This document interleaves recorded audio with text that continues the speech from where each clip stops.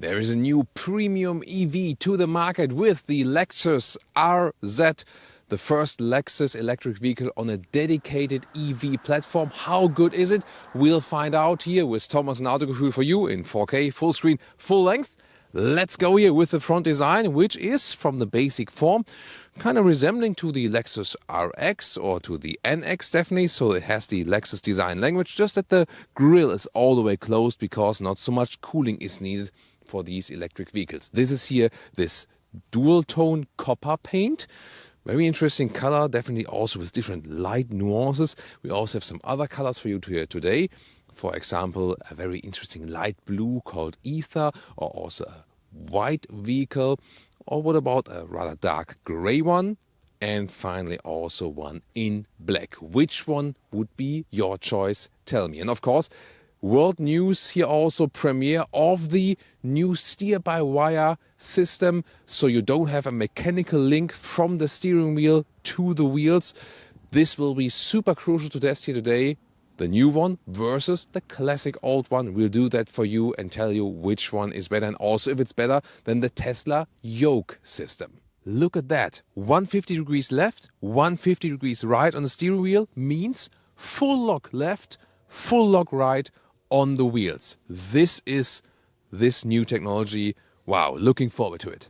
The length is at 4 meters 80 or 189 inches, and that means it is about 11 centimeters or 4 inches longer than the siblings, the Toyota bZ4X and the Subaru Solterra. Yes, they share the same platform, so technologically they are pretty similar, but Lexus has some news here for us. They have different things actually, both exterior technology and also an interior, which they do differently than the siblings indeed. Then the wheels, 18 or here 20-inch wheels. These are the optional bigger ones, and all-wheel drive, one electric motor in the front, one electric motor in the rear, and the overall sprint is 5.3 seconds to 1 kilometer or 62 miles an hour. However, the front electric motor is the stronger one.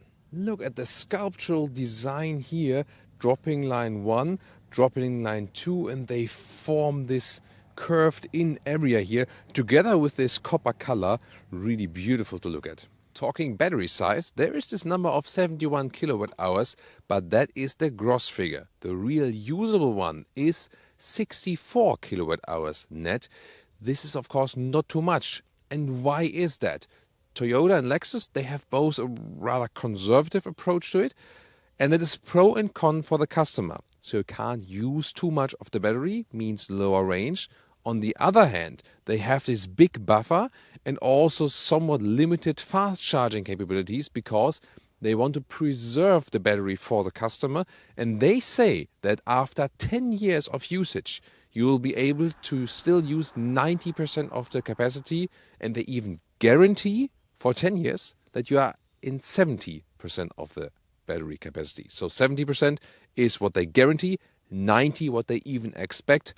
So the thing is, on the cost of range and fast charging capabilities, you get rather higher or longer durability. What do you think about this trade-off? So DC charging is maximum 150 kilowatt, and that means 30 minutes from 10 to 80% state of charge. This will only happen in nice temperatures, maybe spring, summer, and when you already powered the car, that the battery is already warm. However, Lexus now did some updates in comparison to the Toyota bZ4X that is actually a little bit quicker also in colder temperatures, and it's also easier to recharge the car multiple times after each other. And then later on, also the Toyota model will profit from this development. In the rear, beautiful consistent design here with the light strip going all the way through. So I think it does have a premium look, doesn't it? And by the way, this 5.3 seconds acceleration figure from this RZ 450e Direct 4, that's the full name, is by the way a second quicker than the all-wheel drive version of the Toyota. So it's also something that Lexus gets more out of this platform, or is allowed to take from this platform. But now our German friends have to be very, very strong, because the top speed is 160 kilometers an hour or 100 miles per hour. For us Germans, that's really tough to swallow. This is the key fob. Oh, it's test vehicle number 2. You know, number 2, second, is always the first loser, they say in racing. Then door closing sound. Yeah, that's a winner actually. Nice door closing sound. And on the inside, this is here the trim with the Ultrasuede. So this is a microfiber surface. Really nice, looks cool, feels cool. Top part here is somewhat soft touch as well. Also good quality at the inside of the doors. This is here the door release. You just press it. That's like an electric helper. But if you want pure manual, you would pull this one here twice. So this is then the failsafe, so to speak. And there will also be a failsafe for the steering wheel, not a mechanical one like they used to have with the Infiniti when they introduced it.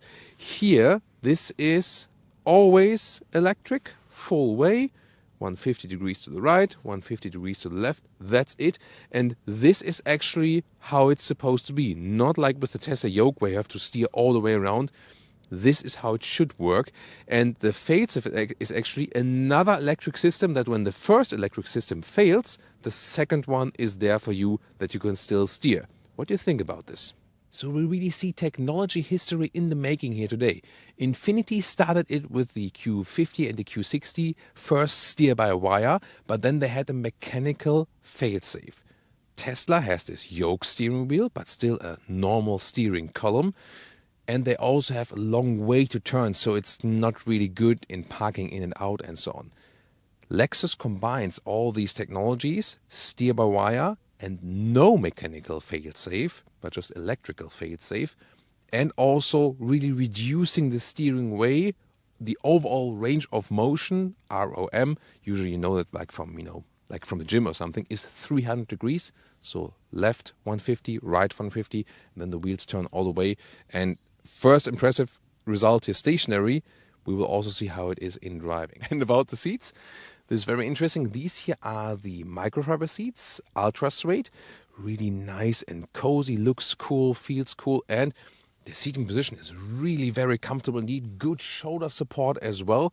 And you also have, as an alternative, full leatherette seats. They are called NuLuxe in the US or Tahara in the UK.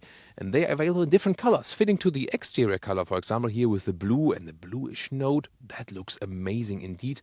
Or more subtle, gray, darkish note. Or if you want it really rather screaming out, a full brown leatherette interior. And all really great from the interior quality and from the comfort. And also the microfiber interior here is also available in beige, for example. Look at that. That is really my favorite thing. I know it's a little bit maybe extravagant or something. It's something different, but I just love it. Material quality-wise and, styling-wise, I just love it. Maybe it is love or hate or something, but tell me, are you Team Thomas on this one? Headroom with 189 or 6'2" is fine actually, and even larger here with the Electrochromic roof. This is an option, and it will even give you some more headroom. And here, this is actually dimmed at this moment, and then we can undim it.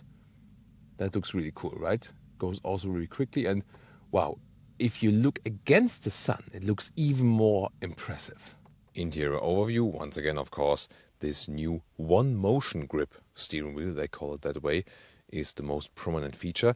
And the interesting thing is, when you have this special steering wheel, it's an option. You can also go for a normal round one. Then here, the dash, the whole instruments are 2 centimeters further away and also 2 centimeters higher to once again more fulfill the aspect of being a head-up display in one. But you also have a head-up display additionally. Interesting.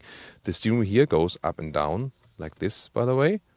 So like the normal steering wheel. And then you also have these buttons at the steering wheel, but you see what you're doing in the head-up display, which is kind of irritating, I find. On the right side here, 14-inch widescreen. Let's take a detailed look. The CarPlay integration is quite impressive indeed. This is also working wirelessly, and Android Auto is also possible, this connection, by the way. And here the Mark & Levinson sound system is giving us a very nice surround sound.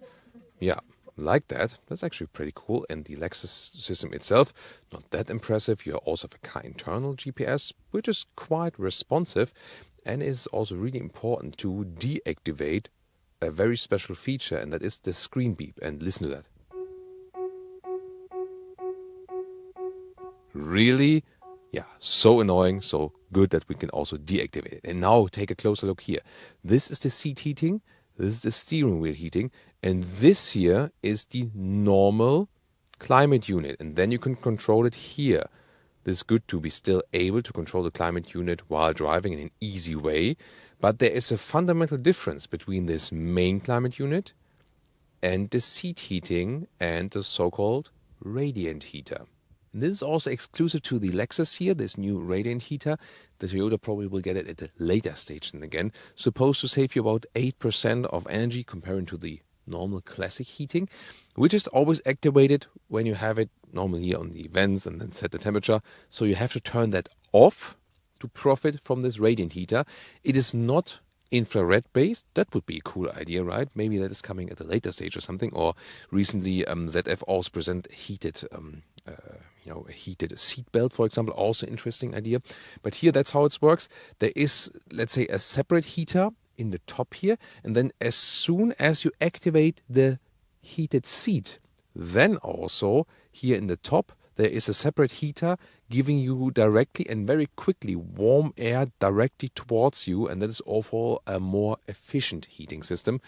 EVs are usually also focused about steering wheel heating and seat heating because then the body surface is warmed and not the whole air in the whole cabin. So yeah, it's one step further to make heating a little bit more efficient in an electric vehicle here. Here the light control is at the steering wheel. It's actually a cool function, why not? And the turning indicators have a separate stalk column. It's short behind the steering wheel, but I think that's a good idea in comparison to the Tesla where the controls are on the steering wheel. I'm really glad we still have a manual volume jog here, just the field below that, because you can press it, but it also reacts to capacitive, like this movement does the same, and that is a little bit irritating. Because one of the advantages of this new steering cockpit is you have a very clear view to the digital instruments. They are kind of basic though. And the head-up display, it looks like this then, here when you change things, and it's a little bit irritating, I have to say. And the whole quality of the head-up display is also not on the rest level like the rest of the interior. Here in the lower part, I have a nice camera view button like this, and you can directly access all the camera features. Other than that, you have two USB-C chargers here and one USB-C connector. Then you have the inductive charging pad down here. And this is the gear selector. Press it down for drive, down, reverse, left. I'm not sure. Not the biggest fan of this solution, but it's also not too bad. Then adaptive cup holders right here. And finally, the middle armrest here can be accessed from both sides, right or left. Oh, and look at that. The ambient lighting is also really nice here at the inside of the doors, being projected from right here. Then it gives this structure at the inside of the doors. Pretty cool. Interior in the rear here. First of all, doors also in this suede trim than here in this version. And the top part is also somewhat soft touch. Good build quality once again. Legroom, it's no problem with this EV platform. So there is some legroom left. Although you maybe see that relatively low. So you feel a little bit lost, so to speak. But also headroom wise is okay. It fits for at least 4, if not 5 tall adults. Seating comfort could be a little bit better. As I said, yeah, the bench could be a little bit higher and a little bit more upright, I feel. And then the middle seat is also fine because there's space here. No middle tunnel. Yeah, so indeed 5 tall adult proof. Then to the trunk or boot, electric hatch, of course. And then you can see here 520 liters overall. This is, by the way, here the difference between the rear bench. You can put it more upright or put it more to this sleeping position, so to speak. There you also have a difference in the trunk capacity. And then the length here is a little bit less than 1 meter or 40 inches. Same actually, just like with the Toyota BZ4X. And here in between is also 1 meter or 40 inches. At the lower part of the wheel arches, you can see here in this area you have even more space. And also some space underneath, for example, for the charging cable. To fold the seats, you really have to go around. You can have this 1/3, 2/3 split right here. Does it have a frunk? No, it does not. However, interesting, look at that. Here is a Yamaha performance damper as dome strut for more stability. Interesting. Welcome to Thomas's Driving Lounge, Lexus RZ. We start with an acceleration. Let's go. Plop, that's 80 kilometers an hour. So that was 0 to 80 kilometers an hour. Really quick indeed. Wow, impressive, very smooth. One electric motor in the front, one in the rear. That's cool. Of course, now directly to the most interesting thing here about this very version, the new steering concept, one motion grip or steer by wire. And I immediately feel it's something completely different if you compare it to the Tesla Yoke. Because here the input is really precise and direct and you don't have to steer much at all. When I'm going slalom here, and I mean like a really wider slalom, look at that. That works with minimum steering input. So yes, you have to be somewhat careful with the steering input, yes, because when you accelerate it, it just steers basically just more. But what they also included here is the faster you drive, the less sensitive it gets. So you also can have a rather calm Autobahn experience, for example. So that is a very helpful thing. And when you are parking in and out, then it's getting more sensitive again, that you can easily ease the car in and out of the parking. That's pretty cool. So here now, about 50 kilometers an hour, it surprisingly doesn't feel that unnatural. So let's say it feels unusual, and in a way, the normal steering feel then feels more natural to us. But it's not that the, like this, let's say there's this transition, between different degree angle or something, that would feel unnatural. So I think it feels surprisingly good. And I was not a fan of the yoke steering by the Tesla, especially for parking in and out and also for the turning indicators. But here, for example, I have the turning indicator still with the classic stalk column. You see, it is connected to the steering wheel itself, but that's easier to control than I would have to press buttons on the steering wheel like it is with the Tesla Yoke. So I think in this case it makes sense because you have free sight to the instruments, and you really have an advantage that you can keep your hands in the optimal position on the steering wheel, and this is also in a way the safest position. You are being forced to keep it in the right, not like doing like this, yo, what's up? This holding, or people, well, you can do like this, but there are people actually seriously driving like this, or maybe doing like this on the parking lot. No, you're basically led to keep the hands right here where they belong, and then you really have a good control over the vehicle. And I have to say, it's also a lot of fun indeed. So you can go in a good slalom, but it's also not overreacting. So we had normal steerings, which were maybe more overreacting in that case. So it is a lot of fun. And this also speaks for the whole vehicle, indeed, this fun factor. The batteries keep the center of gravity low. You have actually then a good weight distribution overall. The suspension is multi-link in the rear also. It's doing a good job indeed. So there's no special adaptive suspension, but so far is actually quite nice, although we have the 20-inch wheels here. Yeah, that's so much fun.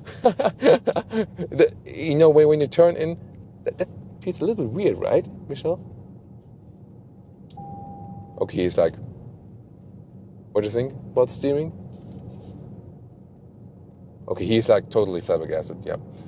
So when you turn in a little bit harder, it feels, let's say, somewhat special, I would say. Let me just ease into this lot here, and I show you what you mean. So, like this is the maximum. And there we go. And this is so much easier when I do this kind of action here with a normal steering. I would steer all the way around, and here now reverse. That's it. This beeping sounds a little bit annoying, isn't it? And here, that's it. And then we're at the maximum once again. So this is really cool. I wouldn't have guessed that it's actually so helpful, both for parking in and out and for agile driving. It just delivers a special driving experience. By the way, also all steering wheel materials are all animal-free as well here. So the whole interior is actually. The driving experience itself is also pretty silent and smooth. We already experienced that with the Toyota BZ4X. Is there a significant difference between the BZ4X and the Lexus RZ in driving? This one here is quicker, told you that earlier, so like a second faster in the acceleration. The main difference is of course now the steering, but it will also be available for the Toyota later on. And here this one is also coming in 2025 for the Lexus RZ, so an exclusive insight we have then here for you today. It's a very cool experience indeed. Here now faster, let's see when I'm driving faster in slalom. Yeah, wow. Yeah, that's interesting. So now the reaction is less. I definitely feel that. So maybe when you would scroll back, or here when I'm just getting a little bit slower, take a look at that. So here at like, there's no one behind me, so like 40 kilometers an hour, I just let these two cars pass. You shall pass. And here at lower speed, when I'm going into the slalom, here, more input from the wheels. And when I go faster, and I do the same steering movement, like this now, 80 kilometers an hour, here. I think you can even see it on camera, that the vehicle hardly moves. In a way, this doesn't feel too natural in this case, but it makes sense, you know what I mean? So this is here a case of, yeah, it is something that is new and that is unusual, but it makes sense, the way they thought this through. And I think Tesla did not think this through completely, but Lexus did. And because they are still doing all the fine-tunings for that, this is the reason why they introduced it so late. This is also different philosophy, you know? Like when you're thinking about smartphone manufacturing something, or like software manufacturing development, and also Tesla, their smaller philosophy like, hey, something is not finished, let's push it to the market and then develop it while it's on the market and maybe gather customer feedback, but also customer rage. And Toyota and Lexus, they're more like, let's develop it all the way through and then push it to the market. The disadvantage is you're late to the game. The advantage is then maybe the things are more thought through. Very interesting, isn't it? Also from the body roll, there's hardly any body roll noticeable, so very good, very good result as for that too. So overall, I'm really, really happy with the driving experience here. It is smooth, it is silent, it is fun. The new steering also does a good job. I will also compare it with the standard steering pretty soon, and then we can really say, is the standard steering like really worse, or do both work actually or not? Yeah, that's we're going to find out about that. Do you feel that the front electric motor is super much stronger? Maybe a little bit, that you also feel you're getting more pulled from the front, yes. So it doesn't have this rear wheel bias when you accelerate out of the corners. But with the all-wheel drive vehicles here, it doesn't make such a big difference, because the electric motors, they both always have instant torque when you hit the accelerator pedal, and that's it. Here in the closer corner, interesting. So this really feels differently when you see like, oh, the corner's getting a little bit closer than I thought or something, but it was still good control over the vehicle indeed. So it feels sometimes a little bit unexpected, I would say, because you are used to different mechanics of the steering wheel. But it was not the case that I would say like, hey, this was an uncontrolled feeling then. You still are able to control the car very well. You just have to be smooth with the steering. So the mistake would be to overreact in these situations. Keep it smooth, keep it calm, and then you're actually also fine with that steering. The whole quality impression you get from driving this one is really high. It is a premium EV SUV, really nice. So you get somewhat, basically because of the interior materials, a little bit more premium feel than we have with the Toyota. That's the thing that the Lexus is doing better. And of course, some technology tweaks that they get earlier and then later on apply to the Toyota. But of course, the question is if it's worth the extra price. that's of course also about image and so on. But I really love the interior, definitely. It's pretty cool. Infotainment wise, of course, we can argue that there are better systems on the market, but most of the time you'll use Apple CarPlay and Android Auto anyway, I think at least. So sporty, feels also quick here when I'm on speed and then accelerate out. Still everything is possible. Recuperation wise, they rather set it on a tone, let's say, let's catch existing hybrid customers. So they have not set it here on the way that we have here, by the way, outside the roundabout, easy to do. So they have not set it in a way that you have really strong recuperation. It's little recuperation, and most regenerative braking is done when you hit the brake pedal first.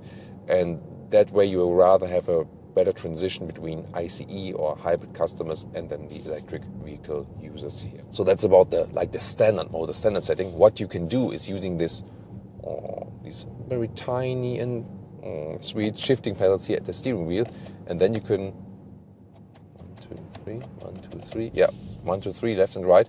Here this way I have strong regenerative braking. Let's see if I hit normal brakes. Yeah, they stay. It will be reset then when you start up the vehicle once again. But that way, for example, here I have maximum regenerative braking. So if you more like this driving feature, you can also use that. And then you rather have one pedal driving feeling.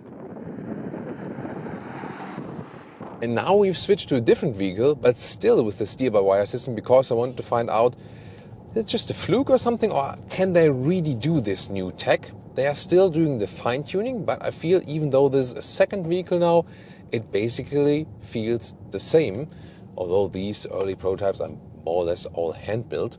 Interesting is that we can also switch it around in the driving modes. Acceleration-wise, when I, for example, go from normal to sport mode, the throttle input does change, so I have basically a quicker throttle input and the power curve, but it's just that the power curve behaves differently. Like the normal mode would be like from minimum to maximum like this, and the sport mode would be like this. However, I specifically asked the engineer about this. The maximum power output, when you like pin it down, like I did in the acceleration earlier, that is the same in normal and sport mode, he said, because like the pinnacle is always the same, but the way to that one here in the sport mode, there's just more response from that throttle. Actually, very interesting. Let's check out how it is from the steering. So they said there is some difference, but it's rather minor. Let's see, normal mode. Or maybe, Michelle, can you switch it to sport mode? Of course.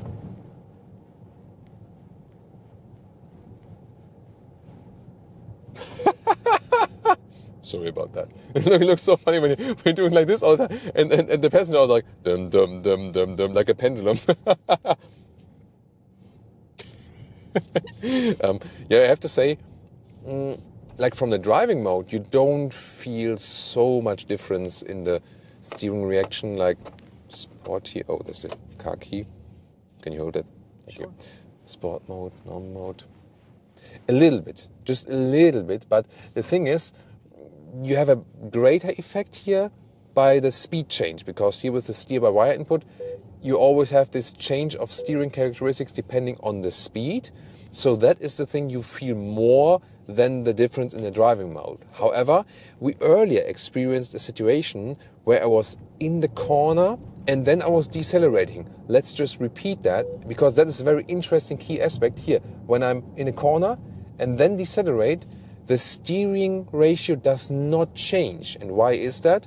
For safety reasons, that, for example, when I'm high speed in a corner, I would have, let's say, less reaction from the steering wheel. Then I decelerate, and usually when running straight, that would mean more progressive reaction from the steering wheel. And then suddenly I would turn too much in the corner. And that is the reason they have basically have this ratio on standstill when you are reducing speed in the corner. So basically while the steering is turned. Very interesting, and it shows how much challenge there is to come actually with the system, how much fine-tuning they still need to do, that you still get a somewhat natural and also safe driving experience, while also experiencing all of the advantages of this new system here. And now the big question is, how can I drive now with a normal steering wheel? Will I say, I cannot drive any normal car anymore because this is the best solution ever? Or am I happy to go back to the normal one? Let's find out. All right, now the normal classic steering wheel. Really? Incredible. Look at that. Have you seen that? When you directly switch from one vehicle to another, start with a steer-by-wire and just do like this, and that's it. And here you have to go. It's almost ridiculous. I mean, this is not super new, special, unusual than any other steering we've recently had. This is a normal, good steering characteristic by a modern vehicle. And in comparison to the steering by wire, especially like the slow turning, parking in and out, back and forth, it really makes a ridiculous impression. I mean, can you hold the key again? Thank you. I can't believe that. It's the difference is so extreme. I would never have estimated that. Wow, totally astonished. And indeed, especially at slower speeds, turning in and out, and here, look at that. And also when you just go around, you know, easing in and out of the parking lot. Let's just try it here again. Here. Look at this, how far I have to turn the steering wheel. And, you know, with the yoke, I would have done like this maximum, and this to the, like this to the other side. This and this. And here I have to do basically a full turn more. Wow. That is, again, I'm absolutely flabbergasted. And I have to say, it is then in comparison annoying to turn it that much around and stand still. So definitely a pro for the steer-by-wire. When you drive a little bit fast, and also for the whole, let's say, driving dynamics, for the agility, it is in a way more fun with the steer-by-wire system as well. So, because you just have to steer less and you feel a little bit more agile. So that's definitely a pro for that, for the new system. And I would say, would I take one, or would I stay here with the old one, with the more conservative one? Here, it is kind of light to steer, so there's not a big resistance. When you go into the drive mode select and go to the sport mode, you have a little bit more resistance. It's not such a big effect, just minor effect actually. There's no dead zone area, it's well tuned, it is also fun to steer it, no problem. I think to me, both is possible. Let me tell you why. The steer-by-wire, definitely when parking in and out, it's so easy to do that because you don't have to turn away all the way, front, back, left, right. And also at slower speeds and tighter turns, it's so much easier to do that and feels more reactive in a way. But then, after driving this one here for a while, you get used to it again and you think like, it also adds some calmness to the vehicle. Whereas the new system, because it reacts so quickly, it always tempts you to drive more agile. You know what I mean? And this one here is tempting me to drive less agile in a way. So I think it depends on what you like and what you rather prefer, what you want. Both have their thing, basically. I really like both. And the astonishing thing to me was that when I directly switched from steer-by-wire here to the classic steer, I would think like, I can never drive a car without this steer-by-wire system again, because everything else, like the classic style, is absolutely ridiculous. Why would I need to turn 2 times around? Doesn't make any sense. But then the more you drive the more classic, more conservative approach, and the longer you drive it, the more you get used to the classic stuff again, and you also feel, hey, wait a minute, that is actually calming me down in a way, and it has maybe a reason you have to do some more work at the steering. So definitely for me, pro and con, but not in a way that one is bad and the other one is... Both are really good and have their own thing. So I still think it's a good thing that they also offer both, that the customer can decide. But it will be a very, very tough choice which one to go for. The good thing for you is if you decide about buying this vehicle and with the one or the other system, you won't regret either because you'll have fun and both will be fine. That's the good news. But which one to pick? I can't even take this decision from you because I struggle with the decision myself. I like really both. One more interesting thing here with the suspension feeling, driving dynamics. This vehicle we have here is equipped with the 18-inch wheels. And that is such a better ride. Wow. The 20-inch one wasn't super uncomfortable so on. But this one here brings so much more comfort indeed. These smaller rims, then more dampening from the tire. So yes, the 20-inch wheels look better, but I can strongly recommend that you stick with the 18-inch wheels for a better riding comfort. Now it also serves this luxury Lexus purpose I expect from Lexus. The 20-inch wheels, more in a sporty direction definitely, could be a little bit better, and because they also don't have like special adaptive suspension, no air suspension or whatever, I think you are better off with the 18-inch wheels. Another question is, what about the final consumption, energy consumption, and the real-world range for this premium EV? Temperatures today, not really freezing, but also not warm. It looks sunny, but it's actually quite cold from the air temperature, and we had different trips and different vehicles here today. And the consumption between 18 and 20 kilowatt hours on 100 kilometers, that's around 3.3 miles per kilowatt hour. Not that efficient. That is a crucial thing with this EV. And also the battery size, it's just too small. That's the thing. That's actually the most major thing with 64 kilowatt hours net. It is smaller than with the competition models. And that's why the range is also lower. As a secondary vehicle, maybe that's not a problem. And everything else, from the interior build quality, from the materials and colors being offered, what a great premium feeling. This car offers so much fun and experience. I really love it. And also both steering technologies, the great technology used steer by wire is awesome experience, but also the classic one brings a lot of calmness to it. I really liked both. The question is, can you live with that as a secondary EV for more smaller trips? But if you plan as a primary EV and also need it for longer trips, then it can be a problem indeed. That's the thing about this vehicle.